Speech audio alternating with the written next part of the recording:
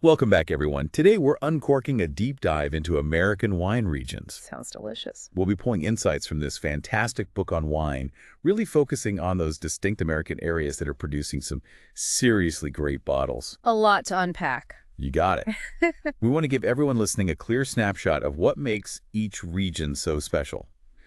Think signature grapes, wine styles they're known for, and maybe even some hidden gems. And it goes beyond just state lines, right? We'll be getting into those American viticultural areas, those AVAs you see on labels. Exactly. So for someone, browsing the wine aisle, what should they be looking for with an AVA?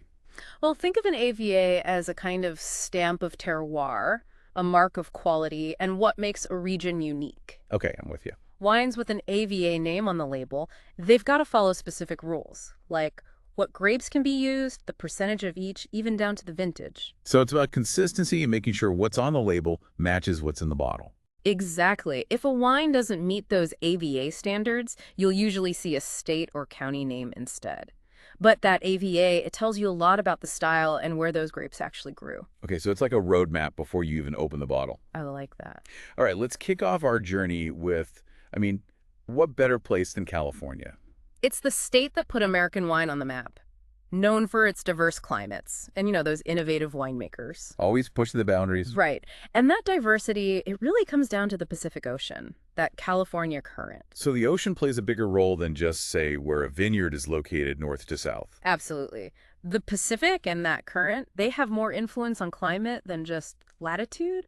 And then you throw in the mountains, fog, and valleys. It creates all these little pockets, microclimates, perfect for growing specific grapes. It's amazing how those elements work together, like those valleys that run perpendicular to the coast. Oh, you mean like Santa Barbara and Monterey? Yeah, exactly. They channel that cool air inland. So even in a warm state like California, you get these pockets of cool climate viticulture. Exactly. And as you go further north, those mountains, they actually protect vineyards from the full force of the ocean. Interesting. But California is naturally pretty dry. So irrigation, it's a must for growing those grapes. But doesn't that lack of rain, especially in the fall, have kind of a positive side? Absolutely. Think about it. The grapes can just hang out on the vine. Get a little extra sun. Exactly. More hang time means concentrated flavors, higher sugar levels, and that's what gives California wines their boldness and richness. Got it. So we've got the lay of the land, the climate, but what about the grapes? Okay, so the heavy hitters. Cabernet Sauvignon, Zinfandel, Merlot, Pinot Noir, Syrah for reds, and Chardonnay and Sauvignon Blanc for the whites. The classics. But even within those grapes, California offers a huge range of styles. Because of those microclimates. Yeah, precisely. So you could have this really bold Cabernet Sauvignon from Napa Valley, but then a more elegant, cooler climate version from somewhere like Monterey. It all comes down to that specific terroir and, of course, what the winemaker chooses to do. It's like each bottle tells a story about where it's from. Exactly. And speaking of storytelling, let's talk Napa Valley. The region is legendary. Rolling hills, iconic wineries, and that fog rolling in from San Pablo Bay. What makes it so unique? Well, Napa is a perfect example of how microclimates, even within a single AVA, can dramatically change wine styles. I'm ready for a Napa tour. All right. Let's start in Los Carneros, coolest area, known for that elegant Pinot Noir, some Chardonnay, and even great sparkling wines. I've heard those sparkling wines are amazing. Oh, yeah. Now, as we go north, think Stag's Leap District, Yountville, Oakville, and Rutherford. Things warm up. Prime Cabernet territory. Exactly. Cabernet Sauvignon heaven, especially Rutherford, they make some of the most powerful cabs you'll ever taste. Rutherford Cabernet. It's like the king of Napa. You got it. Keep going north, St. Helena, Calistoga. Warm days mean those grapes get super ripe, intense flavors. But too much heat wouldn't be good, right? Right. But here's the cool thing, literally. The Chalk Hill Gap brings in cool night air, so it preserves the acidity in the grapes. That balance is what makes wine so great. Yeah. Exactly. It's not just heat. It's that shift between day and night temperatures, so the grapes can be ripe and fresh. So cool. And then, of course, you have Napa's mountain AVAs, Howell Mountain, Atlas Peak, Diamond Mountain, Spring Mountain, Mount Veeder. Well, that's a lot of mountains. I know, right? And up there, it gets even more nuanced. The altitude, whether a slope faces east or west, that all affects how the Cabernet Sauvignon tastes. Talk about terroir. Right. And while Cabernet is king in Napa, you'll also find Great Merlot, Cabernet Franc, and even some Old Vine Zinfandel. Napa definitely has it all. It does. But our California wine adventure doesn't stop there. What about Sonoma? I hear it's even bigger than Napa. Oh, Sonoma. It's a wine lover's playground. You get even more climate diversity there. And we can't talk Sonoma without mentioning Russian River Valley. What's special about it? They make some of the best Pinot Noir and Chardonnay in the world. Really? Oh, yeah. World class. It's cool and foggy thanks to the Petaluma Gap. Perfect for those Burgundian-style wines. They even have a growing sparkling wine scene. Speaking of cool climates, isn't there a spot in Sonoma famous for Old Vine Zinfandel? You're thinking of Dry Creek Valley. That's it? They have vineyards packed onto the hillsides and down on the valley floor. Above the fog line, that's where those old Zinfandel vines cling to the hills. Bold, spicy wines. So even in a small area, you get these big shifts in style. Exactly. And down on the valley floor, Sauvignon Blanc thrives. Plus some Rhone varieties and Cabernet Sauvignon, too. Wow, so many choices. I know, right? Then there's Alexander Valley, warmer climate, known for those full-bodied wines, especially Cabernet Sauvignon. Interesting. And of course, the Sonoma Coast, the Pacific Ocean, has a big influence there. The wines have this bright acidity and a kind of salty minerality. Wow, so many different expressions. And what about Sonoma Valley itself? Well, Sonoma Valley is kind of sandwiched between those cooling ocean breezes and the fog from San Pablo Bay. The best of both worlds. Right, so it's perfect for both Old Vine Zinfandel and Chardonnay. Sonoma really shows off how diverse California wine can be. It does. And speaking of diversity, let's head north to Mendocino County, another big diverse area, right? Mendocino is fascinating. You get this cool contrast between the Anderson Valley, known for its aromatic whites, think Riesling and Gewürztraminer. So crisp, refreshing whites. Yes, and then you have the warmer Mendocino AVA, which is more about full-bodied reds, Cabernet Sauvignon, Zinfandel, Syrah. You get the best of both worlds. So within one county, you can experience those crisp, aromatic whites and those richer, powerful reds. Exactly. It highlights how, even in a small area, microclimates can create completely different wines. All right, we've explored the north. Now, time to head south to the Central Coast. I hear it's a treasure trove for wine lovers. Oh, it is. The Central Coast is defined by these mountain ranges that run east to west. They funnel those cool ocean breezes inland. So you get that mix of cool and warm climates again. Exactly. And that creates this amazing diversity of wines. Okay, so where do we start? How about the Santa Cruz Mountains? Diverse hillside region, known for its elegant Cabernet Sauvignon, plus some great Pinot Noir and Chardonnay too. So those Bordeaux varieties are still shining through, but in a more elegant style. Precisely. And then we have Monterey. The ocean has a big influence there. Close to the coast, you find exceptional Pinot Noir and Chardonnay. Further inland, Cabernet Sauvignon and other varieties thrive. It's amazing how those breezes can reach so far inland. Right. It's all about nature shaping the wines. And within Monterey, you have the Santa Lucia Highlands. They make fantastic Chardonnay. I've heard of them. The vineyards are on the hillsides. They produce wines with bright citrus and tropical fruit flavors, balanced by that crisp acidity. It seems like everywhere you turn on the Central Coast, there's something new to discover. There is. Now, let's go south a bit. San Luis Obispo and Santa Barbara counties. The mountains run east to west there, so the ocean breezes can really get inland. Cool. What are some of the key spots in those counties? Well, in Paso Robles, you've got this interesting split. The east is hot and fertile, lots of high-volume, fruit-forward wines. I see. But the west side gets those cool marine breezes, so it's better for premium Zinfandel, Rhone varieties, Cabernet Sauvignon, and Merlot. So you get both approachable wines and more complex, age-worthy ones. Something for everyone. Exactly. And then there's the Santa Maria Valley. Cool, foggy, known for its amazing Pinot Noir and Chardonnay. I've been hearing a lot about Santa Maria Pinot Noir lately. What makes it so special? Well, it's the cool climate and long growing season. The grapes get these complex aromas and flavors, but keep that bright acidity. Elegant and balanced. Yeah, and incredibly food-friendly. Sounds delicious. Okay, what about Santa Ynez Valley? Ah, San Ynez. It's warmer than Santa Maria because it's inland. They do well with Bordeaux varieties and Syrah. So Santa Ynez is a good option for those who like bigger, bolder styles. You got it. And then there's Stan Rita Hills, another cool ocean-influenced spot. I've heard Pinot Noir lovers rave about it. For good reason. They are known for their Pinot Noir, Chardonnay, and aromatic whites. Those wines have this great tension between ripe fruit, earthy notes, and that vibrant acidity. Sounds amazing. It is. We've explored the coast, but what about the Central Valley? That's where most of California's wine comes from, right? The Central Valley. It's the workhorse, that's for sure. The Sacramento and San Joaquin valleys, it's responsible for most of the volume, hot and dry. Irrigation must be super important there. It is. They even developed new grapes, Rubir and Ruby Cabernet, that are made for that heat. Wow. So even in California's largest wine region, there's a lot of innovation. Absolutely. And while the Central Valley is known for those inexpensive, everyday wines, there are some hidden gems out there. Like where? Lodi. Lodi. Isn't that right in the middle of the Central Valley? I wouldn't expect to find great wine there. It's full of surprises. Lodi gets these cool breezes from the San Francisco Bay through the Sacramento Delta. Interesting. So it's a more balanced climate, perfect for those big, bold Zinfandels that Lodi is becoming known for. Lodi Zinfandel. Okay, I'm adding that to my list. You should. They have some of the oldest Zinfandel vines in California. Some are over a century old. What?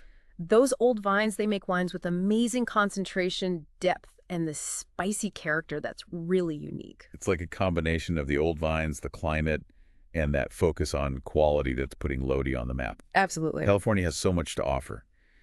But for now, let's head north to a state that's, well, it's Pinot Noir country. Oregon. Pinot Noir lovers, this one's for you. What is it about Oregon that makes it so perfect for Pinot Noir? Well, Oregon's climate is more moderate than California's because of the Pacific Ocean. And when we talk Oregon wine, we're mainly talking Willamette Valley. I can practically smell the Pinot Noir from here. It's everywhere. That cooler climate plays a big role in how the wines taste. I bet. It's that perfect combo of sunshine and cool nights during the growing season. They get ripe, develop those classic Pinot Noir flavors, red fruits, earthy notes, spice, but they also keep that vibrant acidity. It's that balance between ripe and fresh that makes Oregon Pinot Noir so good. Exactly. And it's not just Pinot Noir. Pinot Gris is big in the Willamette Valley, too. What makes Oregon Pinot Gris different? It's known for that refreshing acidity, those delicate fruit flavors, and a dry, crisp finish. A very versatile wine. Sounds great. So we've got Pinot Noir and Pinot Gris covered. What about the rest of Oregon? Any other regions worth checking out? Southern Oregon is warmer, so you get a wider range of grapes. Merlot, Cabernet Sauvignon, still some Pinot Noir and Chardonnay, of course, along with Pinot Gris and Syrah. So if you want a little more variety in your Oregon experience, head south. Exactly. Now let's jump over to another Pacific Northwest gem, Washington State. The Columbia Valley is where it's at. I've been hearing great things about Washington wines. What makes the Columbia Valley so special? The Columbia Valley is all about geography and climate. It sits in the rain shadow of the Cascade Mountains. Rain shadow. Yeah. It means the east side of the state is way drier than the west because the mountains block the moisture coming from the Pacific. Creates this dry, sunny place, perfect for growing grapes. So the Cascades are creating a microclimate within the state. Exactly. And even though it's dry, the soil is fertile. They have those long, sunny days, which means those grapes get super ripe, develop rich flavors, and balanced acidity.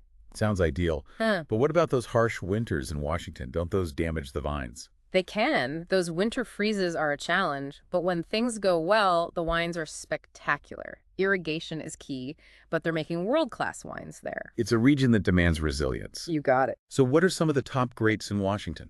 Merlot is big there. They make these plummy, rich, and often surprisingly elegant wines. Cabernet Sauvignon also does really well, known for its age-worthiness. Then there's Syrah. It makes those peppery, savory wines. And for whites, Chardonnay is a major player, often with some oaky richness. And of course, Riesling. It loves those cooler pockets of Washington. They make Rieslings that are dry, crisp, and full of stone fruit flavors. Sounds like Washington has something for everyone. It does. All right, let's move on to New York State. It's always had this unique wine scene. New York. It's a region that defies expectations, you know. I've always been curious about New York wines. What sets them apart from those West Coast wines we've been talking about? Well, New York's much colder. Those winters can be brutal for grapevines. So historically, they've mainly grown American and hybrid grape varieties that can handle the cold. Like Concord and Niagara. Those are the ones I always think of with New York. Exactly. But recently, they've been planting more Vitis vinifera. The European grapes. Yeah. Riesling, Chardonnay, Pinot Noir, Cabernet Sauvignon. So even with that tough climate, they're finding ways to make it work with those classic European grapes. That's the spirit.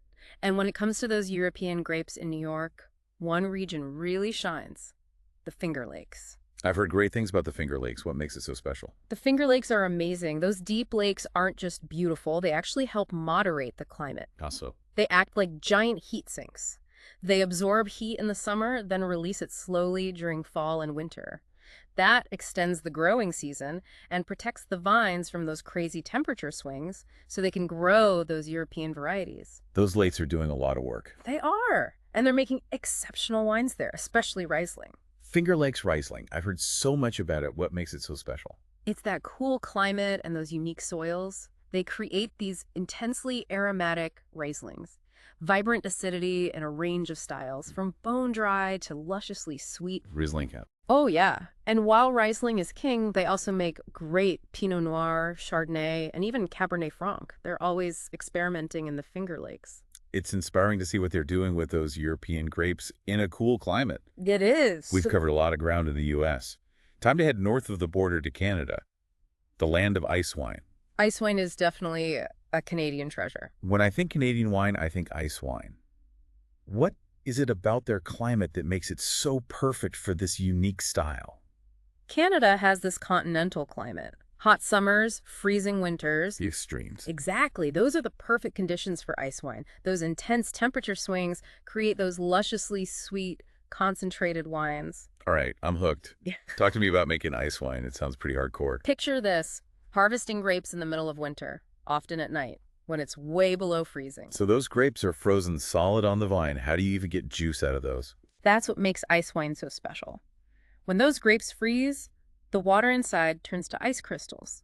And when you press them, you only get a tiny bit of super concentrated juice. The ice stays behind. So you're squeezing out the essence of the grape. Exactly. It's packed with sugar and acidity, which is what gives ice wine that balance of sweetness and tartness. That's amazing. Now, I know Canada is the ice wine king, but do they make it anywhere in the U.S.? There are some winemakers braving the elements in places like New York and Michigan, but they haven't reached the same level as Canada. It seems like those Canadian winemakers have really perfected it. They have. So we've talked about the U.S. and Canada, two very different climates. But are there any similarities in their wines? Any overarching trends or characteristics that set North American wines apart from, say, European ones? That's a great question. I'd say American wines in general tend to be fruit forward. They have those ripe tannins, and they often use a good amount of oak. So American wines, they're bold, flavorful. You got it. That boldness comes partly from those warm, sunny climates in many American wine regions, which helps the grapes ripen. But it's also about that American spirit, you know? That innovation, that willingness to experiment. The entrepreneurial spirit bottled up. And it's not just about the big reds either. I've been really impressed by American white wines too. Absolutely. Those Sauvignon Blancs, the complex Chardonnays, they're making incredible stuff. And don't forget about the sparkling wines. Oh, right. We touched on those amazing sparkling wines from California and Oregon. They're really coming into their own. Speaking of which, I recently tried this fantastic sparkling wine from the Finger Lakes. So good. Oh, tell me about it. It had this beautiful balance of fruit, acidity, and those yeasty notes that I love and bubbly. It could rival some champagnes. American sparkling wine is definitely having a moment. Lots of focus on both traditional methods and new techniques. Exciting times. So whether someone's into those big cabs, delicate Pinot Noirs, crisp Sauvignon Blancs, or a celebratory bottle of bubbly, there's an American wine out there for everyone. But honestly, sometimes it's overwhelming standing in the wine aisle. Any tips for choosing a good bottle? Well, that's where knowing about AVAs and regional characteristics helps. First, think about what styles you generally like. Red or white, full-bodied or lighter, fruity or earthy, spicy or smooth. Okay, so I've got my preferences down. Then what? Look for wines from regions known for making those styles. If you love big reds, go for Cabernet Sauvignon from Napa Valley or Paso Robles. Yeah. If you prefer lighter reds, maybe try a Pinot Noir from Oregon or the Russian River Valley in Sonoma. Makes sense. And what if I'm feeling adventurous and want to branch out? Try something new. A Zinfandel from Lodi or a Riesling from the Finger Lakes. And don't be afraid to ask the staff at your local wine shop. They can give you great recommendations. That's such a good point. Wine shops are great resources, especially if you're still learning. And there are tons of resources online too. Exactly. It's like having a sommelier right in your pocket. Just be curious, ask questions, and have fun exploring. That's great advice. Okay, before we wrap up, I have one more question. We've talked about climate, geography, even specific AVAs. But what about the people making the wine? The winemakers, what role do they play? That's crucial. The climate and terroir are the foundation, but it's the winemaker who brings those grapes to life, turns them into the wine we enjoy. So they're like artists, using grapes as their medium. Exactly. Winemakers make so many decisions throughout the process, from the moment those grapes are picked to the final blend. When to harvest, how long to ferment, what kind of oak, how long to age it. It all impacts how the wine turns out. So much skill goes into it, even beyond just growing the grapes. Absolutely. And each winemaker has their own vision, their own philosophy. Some let the vineyard speak for itself, others are more hands-on, using techniques to shape the wine's character. Different styles for different folks. Right. And that's what makes American wine so exciting. You have those small family wineries that have been doing things the same way for generations, and you have those cutting-edge producers who are always pushing boundaries. So when we pick up a bottle of American wine, we're not just tasting grapes or a region, we're tasting the winemaker's passion, their skill, their vision. Exactly. It's a collaboration between nature and human artistry. It's a story in a bottle. That adds a whole new level of appreciation, knowing there's so much thought, care, and tradition behind it. That's what makes wine so special. It's not just a drink. It's culture, history, human ingenuity, all in one glass. Well said. I think our listeners are ready to pop open a bottle. But before we all do that, let's talk about one more key aspect of American wine. You know, speaking of ice wine, we kind of just glossed over it. It's a fascinating category, and you need those very specific conditions to make it. The flavors are so unique. It's true. We talked about how Canada's climate is perfect for ice wine, but how do they actually make wine from those frozen grapes? I'm still a bit fuzzy on that. It's quite a sight. They harvest in the middle of winter, often at night when it's way below freezing. The grapes are rock solid on the vine. I can't even imagine how they press them. That's the secret to ice wine. When the grapes freeze, the water inside turns to ice. And when you press them, you get this tiny amount of super concentrated juice. The ice crystals get left behind. So you're really getting the pure essence of the grape. It must intensify the flavors and the sweetness. Exactly. That juice is packed with sugar and acidity, which gives ice wine that intense sweetness and tartness. That balance is key. Okay, so Canada is the king of ice wine.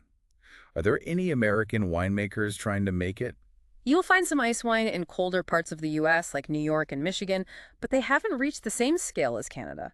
Those Canadian winemakers are dedicated. They've really mastered it. It seems like North American winemakers are always trying new things, from new grapes to unique techniques like ice wine. Is there anything that connects all these different wines? Any trends or characteristics that set American wines apart? That's an interesting question. I'd say American wines, generally speaking, tend to be fruit forward. They have those ripe tannins, and they often use a good amount of oak. So bold and flavorful. Exactly. It's partly because of the warm, sunny climates, which helps ripen the grapes. But it's also about that American spirit, that innovation, pushing the boundaries. It's the American way. Yeah. And that doesn't just apply to the big reds either. I've been really impressed with the range of white wines too. Absolutely. American winemakers are making incredible white wines. Think Sauvignon Blanc and Chardonnay. And don't forget about the sparkling wine. Right. California and Oregon are making some seriously good bubbly. They are. You know, speaking of sparkling wine, I tried a sparkling wine from the Finger Lakes recently that was just phenomenal. Sure, tell me about it. It had this perfect balance of fruitiness, acidity, and those subtle yeasty notes that I love in a good sparkling wine. Honestly, it could have been champagne. American sparkling wine is really making a name for itself. They're focusing on those traditional methods, but also experimenting with new techniques. It's an exciting category to watch. It is. So whether you're looking for a bold Cabernet Sauvignon, an elegant Pinot Noir, a crisp Sauvignon Blanc, or a celebratory bottle of sparkling wine, American wine regions have got you covered. But let's be honest, facing a wall of wine at the store can be overwhelming. Any advice on how to choose a bottle you'll actually enjoy? This is where all that knowledge about AVAs and regional characteristics comes in. First, think about what you like. Do you prefer red or white? Full-bodied or lighter-bodied? Fruity or earthy? Spicy or smooth? Okay, so I figured out what I like. What's next? Look for wines from regions that are known for those styles. If you love those big reds, try a Cabernet Sauvignon from Napa or Paso Robles. If you're into lighter reds, maybe a Pinot Noir from Oregon or the Russian River Valley in Sonoma. Makes sense. But what if I want to try something new? Go for it. Try a Zinfandel from Lodi or a Riesling from the Finger Lakes. And don't be shy about asking for recommendations at your local wine shop. The staff are usually passionate about wine and can help you find something you'll love. That's a great reminder. Wine shops are such valuable resources. And of course, there are so many online resources now, too. Exactly. You can learn so much about different wines, regions, and producers. It's like having a sommelier on call. Just be curious, ask questions, and most importantly, have fun exploring. Great advice. All right, before we wrap things up, I have a question that's been bugging me. We've talked about climate, geography, specific AVAs, but what about the people making the wine? The winemakers. What's their role in all of this? That's a great question. Climate and terroir are essential, but it's the winemaker who really brings those grapes to life, turns them into the wine we drink. They're like artists, and the grapes are their medium? Exactly. Winemakers make so many decisions throughout the process, from picking the grapes to the final blend, when to harvest, how long to ferment, what kind of oak to use, how long to age the wine. All those choices affect how the wine tastes in the end. So there's a lot of skill and artistry involved, even beyond growing the grapes. Absolutely. And every winemaker has their own approach, their own philosophy. Some winemakers just let the grapes speak for themselves, letting the terroir shine through. Others are more hands-on. They use different techniques to shape the wine's character. So many different styles. Exactly. That's what makes American wine so exciting. You have those small, family-run wineries that have been doing things the same way for generations, and then you have those cutting-edge producers who are always experimenting. So when you're drinking a bottle of American wine, you're not just tasting the grapes or the region. You're tasting the winemaker's passion, their skill, their vision. Precisely. It's a beautiful collaboration between nature and human artistry. That definitely adds another layer of appreciation. Knowing how much thought, care, and tradition goes into each bottle. And that's what makes wine so special. It's not just a drink. It's a piece of culture, history, and ingenuity all in one glass. I love that. I think our listeners are ready to open a bottle and toast to all those hardworking winemakers. But before we do, let's delve into one more crucial aspect of American wine. We've talked about those AVAs, how they're like regional stamps of terroir, but how do they all work together? Like in California, where you have all these microclimates, wouldn't there be some overlap? Good point. The AVA system, it's not just about individual areas, it's hierarchical. Hierarchical? Yeah, like those Russian nesting dolls. Smaller AVAs can be tucked inside bigger ones. So you can go from a broad regional picture to a more specific local understanding. Exactly. Can you give me an example? Sure. Think about the Columbia Valley AVA in Washington. Okay, big region. Right. Within it, you have smaller AVAs like the Yakima Valley and Walla Walla Valley. And each of those has its own special characteristics. Yep. So Yakima Valley, for instance, it's warm and dry, perfect for Cabernet Sauvignon and Merlot. Lots of sunshine, and those alluvial soils, they really influence the wines. So even though it's part of Columbia Valley, it has its own distinct style. Exactly. And then you have Walla Walla, also in Columbia Valley, but it's a bit cooler than Yakima. Interesting. Walla Walla is known for Syrah and Cabernet Franc. The soils there are different too, more volcanic, so that adds another layer of complexity to the wines. So understanding those nested AVAs, it helps us read wine labels better. I like to think of it as a secret code. It helps you figure out the style and the potential flavors, even if you've never heard of the winery. Empowering wine drinkers. Okay, I think we've covered a lot. AVAs, grapes, winemaking, even ice wine. Is there anything else we need to know to become American wine experts? Becoming a wine expert, that's a lifelong journey. But I think the most important thing is to just keep exploring, tasting, and asking questions. Couldn't agree more. That's what the deep dive is all about. Exactly. And at the end of the day, wine is meant to be enjoyed. Right. So find what you like, share it with friends, and just savor every sip. Well said. Cheers to that. And a big thank you to you for joining us on this deep dive into American wine. We hope you enjoyed it. It's been a pleasure. And to all our listeners, until next time, happy swirling, sniffing, and sipping.